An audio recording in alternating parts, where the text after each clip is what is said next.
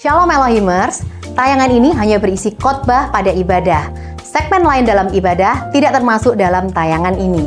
Kami sangat mengharapkan Bapak Ibu Saudara dapat hadir secara onsite untuk mengikuti keseluruhan ibadah yang ada di GPDI Elohim Sidoarjo. Tuhan Yesus memberkati. Puji Tuhan, Shalom Bapak Ibu yang dikasihi Tuhan. Pertama saya mengucapkan terima kasih kepada Tuhan Yesus yang telah memberi saya kepercayaan untuk menyampaikan isi hatinya pada malam hari ini.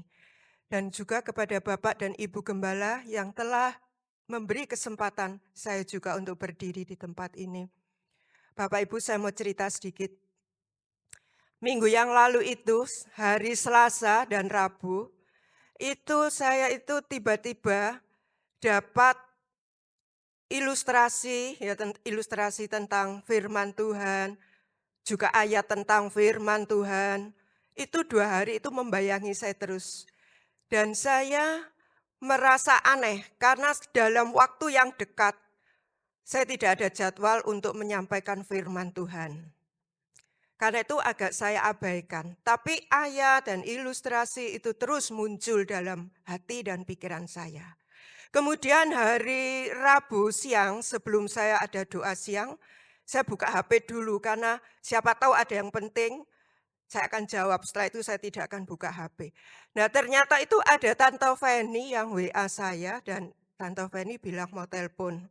Kemudian saya telepon dan Bapak Ibu tahu bahwa Tante Feni itu bilang, Tante nanti Tante tanggal 9 minggu depan hari Kamis itu tolong menyampaikan firman Tuhan.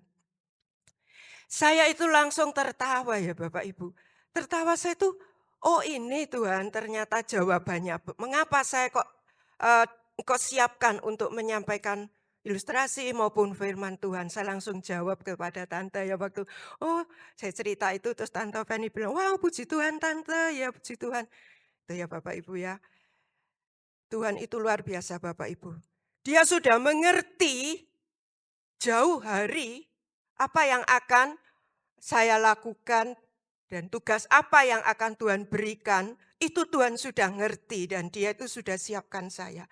Makanya saya langsung ketahui dan saya langsung nyandak ya bahasa Jawanya, oh ini ya Tuhan. Karena itu saya tidak berani mengatakan tidak atau menolak. Karena saya seperti tadi pujian, kita semua adalah hamba-hamba Tuhan. Yang harus sedia setiap saat ketika Tuhan kita menghendaki kita melakukan apapun. Kalau kita mengaku diri kita hamba, maka kita harus sedia setiap saat. Ada amin? Bapak Ibu, puji Tuhan. Kemudian saya kan selalu sharing dengan anak-anak saya cerita. Wow, ya Mi, puji Tuhan. Mami sudah dapat ayat berarti sudah. Ini saya katakan, ya puji Tuhan ya Mi, ya oke. Kemudian Bapak Ibu, hari Kamis minggu lalu, tanggal 2, nah itu Om Jun yang menyampaikan firman Tuhan. Nah, ketika firman disampaikan dan ayat diberikan, wow, saya kaget. Karena ayat yang Tuhan beri kepada saya ya ayat yang Om Jun sampaikan hari itu. Bapak Ibu masih ingat enggak firman Tuhan minggu lalu? Masih ingat? Ada yang ingat? Nanti kalau enggak ingat makanya ini Tuhan ingatkan lagi. Lah, waktu firman disampaikan anak saya gini, loh, oh alami, ayatnya kok sama dengan Mami. Ya, sementara firman, oh Tuhan kok sama? Enggak keliru ya Tuhan, kok sama ya? Lalu selesai, saya hampiri Om Jun dan Om puji Tuhan terima kasih buat firman-Nya. Lalu saya cerita sedikit bahwa minggu depan tuh saya dipercaya Om untuk menyampaikan firman Tuhan. Dan kok ayatnya sama Om dengan yang Om sampaikan gimana? Om Jun langsung bilang, puji Tuhan Tante sampaikan aja. Berarti itu adalah roh Tuhan yang sama yang mau pesan secara khusus kepada Bapak Ibu. Ada amin? Jadi Bapak Ibu yang dikasihi Tuhan. Saya bisa menangkap dan mengerti isi hati Tuhan. Bahwa Tuhan itu sangat mengasihi jemaat Elohim. Tuhan sangat peduli akan apa yang kita lakukan, kerjakan untuk pekerjaannya di tempat ini. Tuhan sangat mengerti dan peduli dan Dia, Bapak Ibu, perhatikan, Saya hari ini firman-Nya adalah tentang kita harus berani bayar harga. Kalau Pak Jun minggu lalu sudah menyampaikan tentang tetap melayani, ada banyak hal, empat hal yang beliau sampaikan, dan itu indah sekali, dan itu bagus sekali Bapak Ibu, dan saya amenkan. Tetapi empat hal itu Bapak Ibu kalau tidak kita kerjakan itu akan menjadi sia-sia. Karena itu Tuhan firman-Nya hari ini meneguhkan, mengingatkan bahwa firman yang disampaikan Bapak Junaidi itu harus kita lakukan.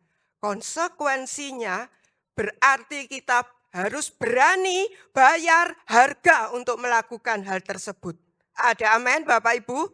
Firman akan berlalu sia-sia kalau kita tidak punya tekad untuk melakukannya. Dan melakukan itu berarti ada harga yang harus dibayar. Bapak Ibu pernah nggak berpikir ya, kalau kita mempunyai gedung yang seindah ini, semegah ini, seluar biasa ini nggak gratisan Bapak Ibu. Ini ada harga yang dibayar oleh pendahulu-pendahulu kita. Ada Basilas, ada Maksilas yang telah bayar harga mahal untuk kita bisa menikmati gedung gereja yang indah dan semegah ini. Saya tidak mengikuti dari awal ya Bapak Ibu tentang bagaimana gereja ini dibeli, dibangun dan seterusnya. Karena saya baru 28 tahun di gereja ini. Tapi saya mendengar kesaksian-kesaksian bagaimana Mbak Silas waktu itu berdoa, mencucurkan air mata, keringat, dan sebagainya. Mak Silas juga, beliau masih ada. Bapak Ibu bisa tanya, harga apa yang harus beliau lakukan? Bayar harga apa yang harus beliau lakukan? Sehingga kita bisa menikmati gedung yang seindah ini. Demikian pula Bapak Ibu, Tuhan ingatkan juga kepada saya. Kalau kita bisa mengikuti ibadah raya, ibadah apapun seperti sore hari ini. Itu juga ada orang-orang yang telah bayar harga Bapak Ibu. Ada tim mulmet, ada tim musik, ada tim asyir, di parkiran dan sebagainya Bapak Ibu. Mereka bayar harga. Mereka datang pagi-pagi, di mana mungkin kita masih tidur. Mereka sudah datang menyiapkan semuanya. Dan ketika Tuhan taruh hati Tuhan kepada saya seperti itu, benar Tuhan. Mungkin selama ini kita tidak pernah ya memikirkan mereka-mereka. Tapi perhatikan Bapak Ibu yang dikasih Tuhan, engkau pelayan-pelayan Tuhan, hamba-hamba Tuhan. Bahwa Tuhan memperhitungkan semua itu Bapak Ibu. Kenapa ada kitab bilangan? Saya pernah belajar mendengar dari khotbah hamba Tuhan yang telah berpulang, beliau dari Semarang. Beliau katakan, Bapak Ibu tahu kenapa ada kitab bilangan? Karena Tuhan itu penuh perhitungan. Kalau Bapak Ibu tidak percaya, baca kitab bilangan. Diawali dengan Laskar Israel dihitung. Dan pasal keempat, Tuhan ngomong kepada Musa dan Harun, hitung, catat, kaum demi kaum, kaum Lewi, dan sebagainya. Umur mereka melayani 30 tahun sampai 50 tahun, ada berapa orang dicatat, 20 tahun umur ke bawah dicatat Bapak Ibu. Itu kata beliau menandakan bahwa Tuhan kita itu Tuhan yang penuh dengan perhitungan. Dan perhitungan Tuhan tepat, teliti, tidak ada yang salah hitung. Karena itu Bapak Ibu yang dikasihi Tuhan, mari kita kerjakan bagian kita, pelayanan kita dengan sungguh-sungguh.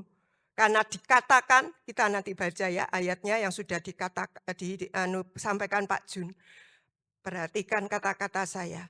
Tuhan penuh perhitungan. Dan dia menghitung, mencatat setiap jerih payah Bapak Ibu. Tidak ada yang terlewatkan. Mungkin kita saja nggak ingat ya kalau kita pernah melakukan itu buat Tuhan. Karena kita anggap itu kecil, itu remeh. Tetapi Bapak Ibu perhatikan, Tuhan tidak pernah menghilangkan itu. Tuhan catat dan Tuhan perhitungkan dan Tuhan memberi upahnya itu di luar akal pemikiran kita, Bapak Ibu. Kalau kita 5 ditambah 2, 7. Tetapi Tuhan 5 ditambah 2, 12 bakul, 5.000 orang, sisa 12 bakul. Itu suatu perhitungan yang tidak masuk akal. Di luar nalar kita. Karena itu Bapak Ibu yang dikasihi Tuhan, jemaat Elohim yang dikasihi Tuhan. Jangan pernah engkau dan saya hitung-hitungan dengan Tuhan. Saya sudah ini, Tuhan sudah ini, daftar sekian banyak yang kau lakukan. Jangan Bapak Ibu, engkau rugi. Kalau engkau pakai hitunganmu di hadapan Tuhan, rugi besar. Biar Tuhan yang menghitungnya. Dan upahnya itu sangat terlalu luar biasa. Wow, tidak akan terbayangkan oleh kita Bapak Ibu. Percayalah. Karena itu hamba-hamba Tuhan, pelayan Tuhan di tempat ini yang dikasihi Tuhan. Tetaplah kerjakan bagianmu. Tetaplah berani bayar harga untuk yang engkau kerjakan. Tuhan tidak pernah menyia-nyiakan. Tuhan mencatat semuanya, dihitung seteliti-telitinya, senjelimet-jelimetnya oleh Tuhan Bapak Ibu. Percayalah. Karena ini bukan omongan saya, tapi saya tirukan saja omongan hamba Tuhan. Bahwa apa yang kita kerjakan itu memang tidak pernah sia-sia. Dan Tuhan hitung dan Tuhan nanti yang akan memberikan upahnya. Bapak Jun minggu lalu sudah berikan sedemikian rupa. Sudah sangat jelas buat kita. Dan itu tinggal kita untuk melakukannya. Berani bayar harga untuk melakukan bagian kita. Istilahnya itu kita harus berani ugal-ugalan untuk memperkenan hati Tuhan. Untuk membayar harga kita di hadapan Tuhan. Tuhan kasih ilustrasi begini ya Bapak Ibu. Kita ini sedang, gereja Elohim ini adalah seperti kereta api. Maaf ya Om Frank. Om Frank ini adalah masinisnya. Kita semua ini sedang naik kereta api. Kereta apinya adalah GPDI Elohim Sidoarjo. Dan kereta api kita yang dimasinisi oleh Bapak Gembala bukan ke Bandung Surabaya, tetapi kita semua sedang menuju Sidoarjo, tanah air sorgawi. Ada amin? Dan di dalam kereta api itu Bapak Ibu, ada kelas-kelasnya. Kelas eksekutif, kelas bisnis, kelas ekonomi. Nah, Bapak Ibu mau bayar yang mana? Jelas tiap-tiap kelas itu berbeda. Fasilitas yang diberikan, kenyamanan yang kita terima itu berbeda Bapak Ibu. Kalau Bapak Ibu bayar kelas ekonomi, Bapak Ibu tidak bisa menikmati fasilitas kenyamanan di kelas bisnis. Kalau Bapak Ibu bayar dengan kelas bisnis, Bapak Ibu tidak bisa menikmati kenyamanan, pelayanan, fasilitas yang ada di kelas eksekutif. Demikian pula jemaat ini yang Tuhan gambarkan. Bapak, Ibu, dan saya, engkau bayar harga berapa? Ketika engkau itu nagih kepada Tuhan, kita mungkin iri dengan orang lain yang, kok enak ya Tuhan orang itu ya Tuhan. Kok sepertinya setiap dia berdoa Tuhan jawab. Hidupnya penuh keberkatan, hidupnya penuh keenakan, kenyamanan. Tunggu dulu Bapak Ibu, bayar harga berapa dia untuk menikmati itu. Pasti dia telah bayar harganya mahal Bapak Ibu. Sedangkan kita mungkin hanya bayar kelas ekonomi di gereja ini. Maksudnya, kelas ekonomi itu seperti Bapak Ibu naik ke gereja ya asal-asalan aja. Bahkan seperti kapal selam, ada event-event besar, Natal, Paskah, KKR atau apa, Bapak Ibu datang. Itu saya pikir seperti kelas ekonomi, bayar harganya terlalu murah. Kelas bisnis meningkat. Jemaat yang datang rajin tiap minggu tidak pernah absen mungkin ya. Diikuti dengan doa kami seperti ini. Kelas bisnis. Tapi kelas eksekutif lebih lagi Bapak Ibu. Jemaat yang sungguh-sungguh cinta Tuhan. Haus dan lapar akan Tuhan. Mengikuti apapun ya, yang gereja programkan. Doa puasa, doa rantai, doa apa saja. Ikut dengan gelora cinta. Dengan semangat. Itu bayar harga yang mahal Bapak Ibu. Dan kita tidak bisa menuntut. Kita iri dengan orang yang sudah bayar harga mahal di gereja ini. Dengan segala kerinduannya, segala gelora cintanya. Memburu, mengejar Tuhan, mengikuti, melakukan segala pelayanan dan apapun itu. Jadi mari kita koreksi Bapak Ibu pada malam hari ini. Saya itu sudah bayar harga apa ya di gereja ini. Saya kelas ekonomi, saya kelas bisnis, atau saya kelas eksekutif. Itu yang bisa menilai adalah Bapak Ibu sendiri dan Tuhan. Kita digembalakan oleh Bapak Franklin sama-sama. Firman Tuhannya sama. Fasilitas yang Tuhan berikan di gereja ini sama. Tapi bagaimana cara kita menangkap itu semua. Mengerjakan itu semua.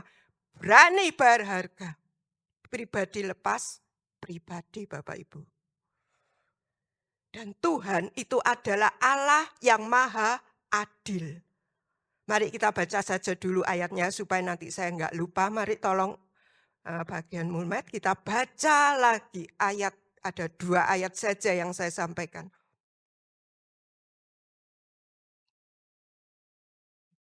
Puji Tuhan, mari kita baca bersama ya Bapak Ibu supaya Bapak Ibu lebih ngeh dan lebih tangkap remakan ayat ini dalam setiap kita. 2, 3. 1 Korintus 15 ayat 58. Karena itu saudara-saudaraku yang kekasih, berdirilah teguh, jangan goyah, dan giatlah selalu dalam pekerjaan Tuhan. Sebab kamu tahu bahwa dalam persekutuan dengan Tuhan, jerih payahmu tidak sia-sia. Amin. Langsung ayat yang kedua, perhatikan ayat ini luar biasa Bapak Ibu. Saya sudah sering baca kitab Mazmur, tetapi ketika Tuhan berikan ayat ini, wow. Mazmur 11 ayat 7, sebab Tuhan adalah adil dan Ia mengasihi keadilan, orang yang tulus akan memandang wajahnya. Ada amin Bapak Ibu? Amin. Karena itu tadi saya katakan Tuhan itu adil Bapak Ibu. Perhitungannya terlalu tepat dan teliti karena sifat keadilannya. Karena itu Bapak Ibu jangan engkau khawatir. Perhatikan ayat ini. Bahwa Tuhan maha adil. Dan Dia mengasihi keadilan. Karena itu mulai sekarang Bapak Ibu dan saya berhenti membanding-bandingkan hidupmu dengan orang lain. Si A kok begini, kok ini. Oh si A, si B ini. Berhenti Bapak Ibu. Biar Tuhan yang menilai kita. Biar Tuhan yang akan memberikan upahnya sesuai dengan keadilannya. Ada amin? Berhenti ya Bapak Ibu membandingkan kita dan orang lain karena Tuhan sendiri yang akan menilai kita dengan keadilannya. Dan yang kedua itu, orang yang tulus hati yang akan memandang Tuhan. Jadi apa yang kita kerjakan Bapak Ibu, semua pelayan-pelayan Tuhan, kita kerjakan dengan tulus. Om Jun kemarin juga ada sampaikan, tulus. Jadi tidak ada niat, oh kalau gitu saya mau lakukan ini nanti dapat ini. Oh kalau gitu saya akan kerjakan ini nanti begini. No, Bapak Ibu, biar kita belajar melakukan semua dengan hati yang tulus. Tidak ada motivasi yang lain, tidak ada keinginan yang lain. Semua biar Tuhan melihatnya sendiri.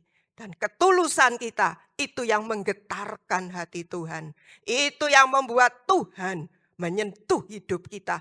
Surga menyentuh kita. Surga menyentuh Elohim. Karena di Elohim ada orang-orang yang berani bayar harga dan berani melakukan dengan hati yang tulus.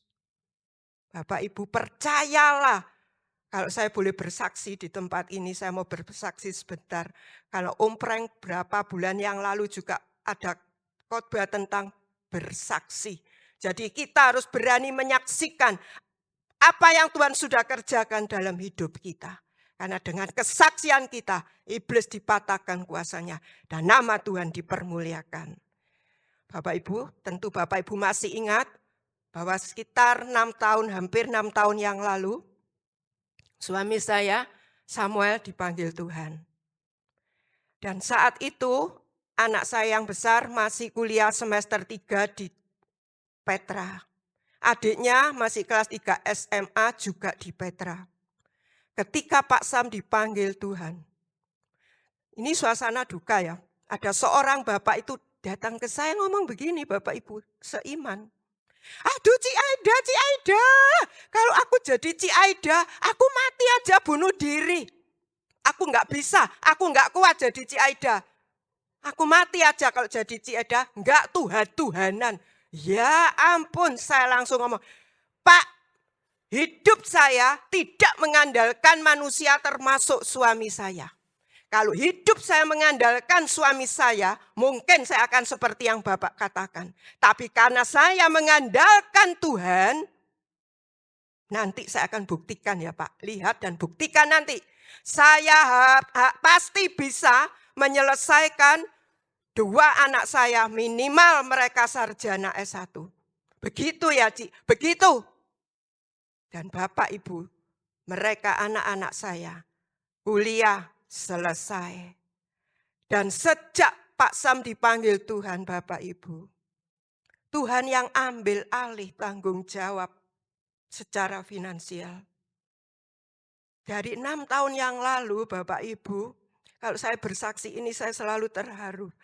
Karena saya merasa saya siapa, saya tidak layak menerima itu.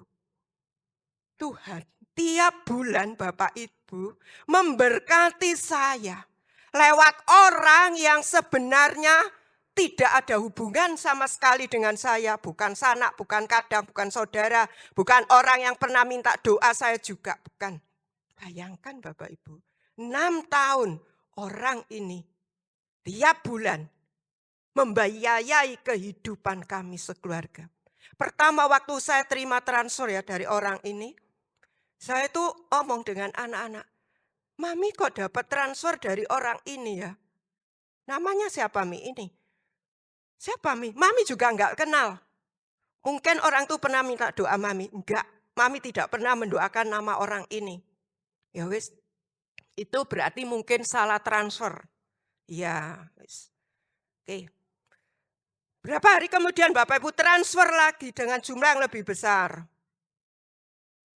Transfer lagi. Saya ngomong anak-anak, loh kok orang ini transfer terus ya? Ya kita tapi enggak kenal. Wes sepakat kita doakan orang ini. Kita doakan biar Tuhan berkati orang ini. Terus itu Bapak Ibu sampai detik ini. Dia terus memberkati kami. Saya selalu begini bilang ke anak-anak, tiap kali transferan datang. Bahkan sehari itu Bapak Ibu bisa transfer 2 kali Bapak Ibu. Saya selalu Tuhan, siapa saya? Saya ini tidak layak Tuhan sebenarnya menerima anugerah seperti ini. Saya tidak merasa bekerja untuk Engkau. Saya merasa tidak ada sesuatu yang membuat saya harus diberkati seperti itu. Saya selalu ngomong begitu ke Tuhan. Tapi tahukah Bapak Ibu, Tuhan ingatkan kepada saya apa yang telah saya kerjakan selama ini untuk Tuhan.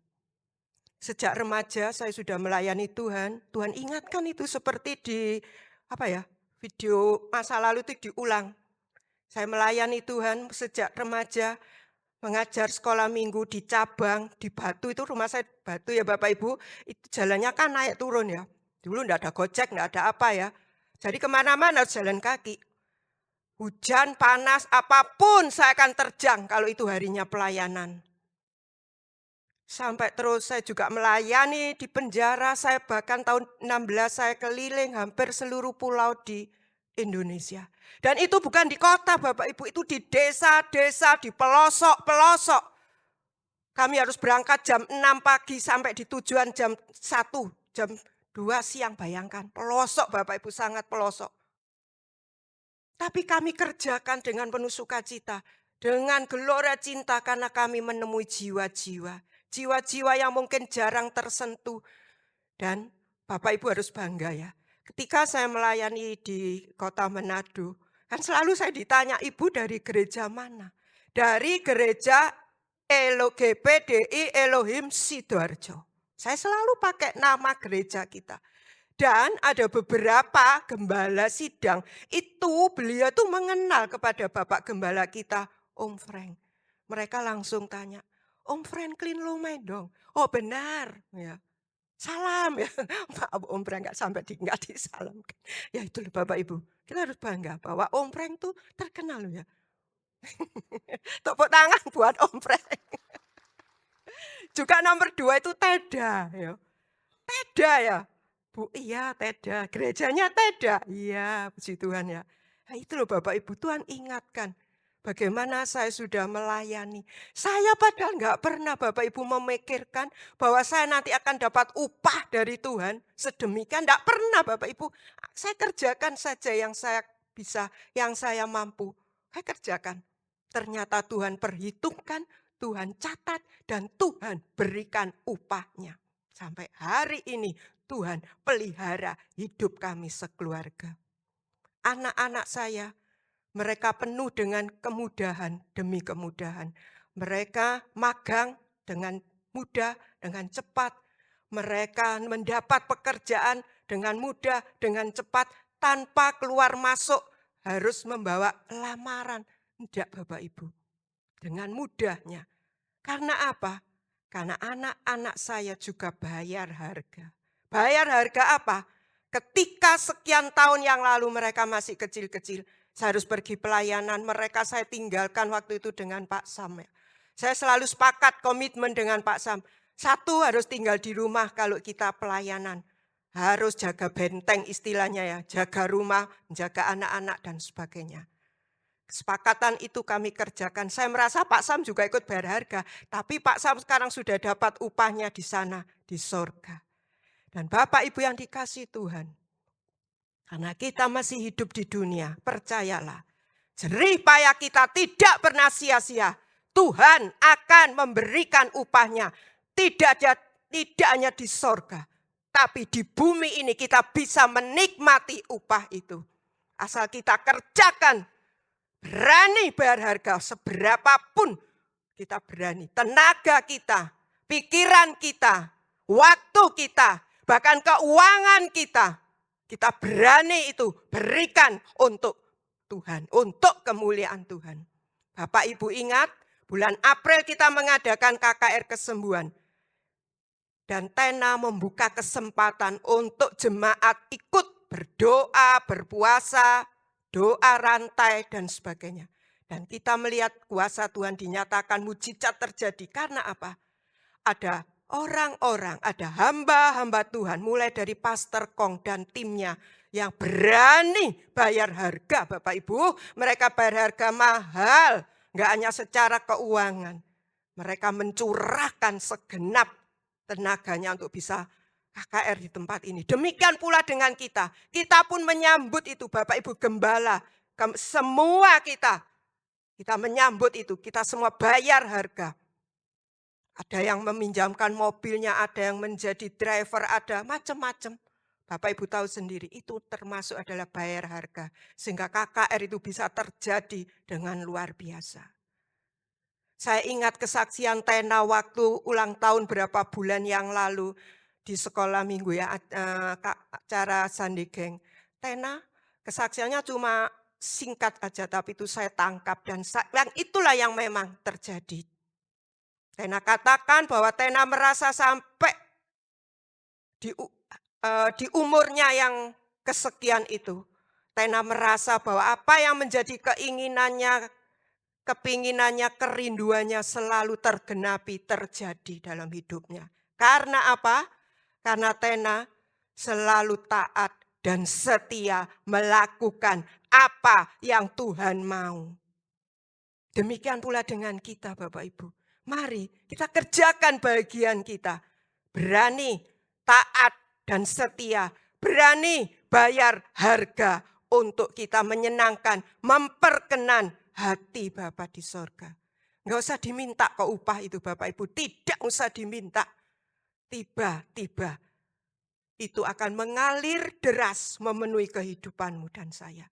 Kalau saya sudah mengalami Bapak Ibu, saya percaya Bapak Ibu juga mengalami. Ada amin? Percaya. Kalau saya alami, Bapak Ibu pasti alami. Tena sudah alami, semua kita juga alami. Asal kita berani bayar harga.